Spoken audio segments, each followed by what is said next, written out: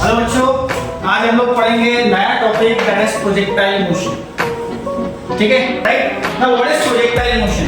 तो अगर मैं बेसिक से आपको बताऊं कि अगर हम मान ले इसको हमारा ग्राउंड है और यहाँ पे हमारे पास एक प्रोजेक्टाइल है। प्रोजेक्टाइल क्या होता है? प्रोजेक्टाइल मतलब ऐसा ऑब्जेक्ट जिसको हम थ्रो करते हैं किसी वेलोसिटी से और जो एक एंगल बनाएगा ग्राउंड से और अंडर अ कांस्टेंट एक्सेलरेशन रहता है। यहाँ पे constant acceleration most of the cases में ग्रेविटी रहेगी, राइट। ऐसे मोशन को हम लोग प्रोजेक्टाइल मोशन बोलते हैं। तो यहाँ से मैंने एक ऑब्जेक्ट को थ्रो किया with some initial velocity suppose theta, right, जो कि एंगल थीटा बनाता है। ओके, अब जब ये ऑब्जेक्ट प्रोजेक्टाइल मोशन करेगा तो ये समथिंग ऐसा कुछ जाएगा, करेक्ट। जैसे फॉर एग्जांपल विराट कोहली ने अगर 6 मारा ग्राउंड पे तो यहाँ विराट कोहली के बैक से जब बॉल निकलती है तो वो ग्राउंड के बाहर इस तरह जाती है, करेक्ट। तो इस तरह से आप एग्जांपल ले सकते हो प्रोजेक्टाइल मोशन का।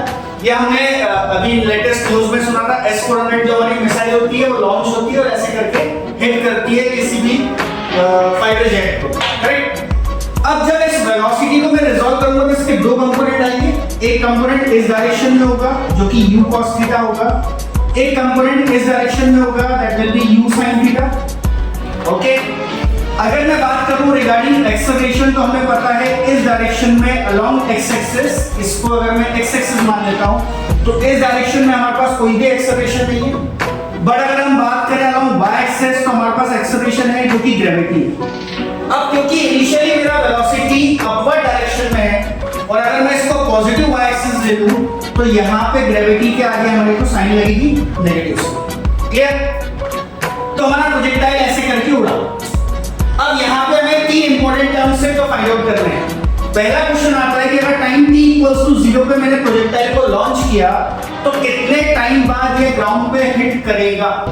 तो कैपिटल T का वैल्यू निकालना है, राइट। सेकंड थिंग हमसे पूछ सकता है कि ये बताओ कि ये कितने दूर जाके गिरेगा, जिसको हम लोग रेंज बोलते हैं। तो हमसे रेंज की वैल्यू पूछता है। यह हमसे पूछेगा कि हाईएस्ट पॉइंट जो है उसकी ग्राउंड से हाइट कितनी है, कैपिटल H।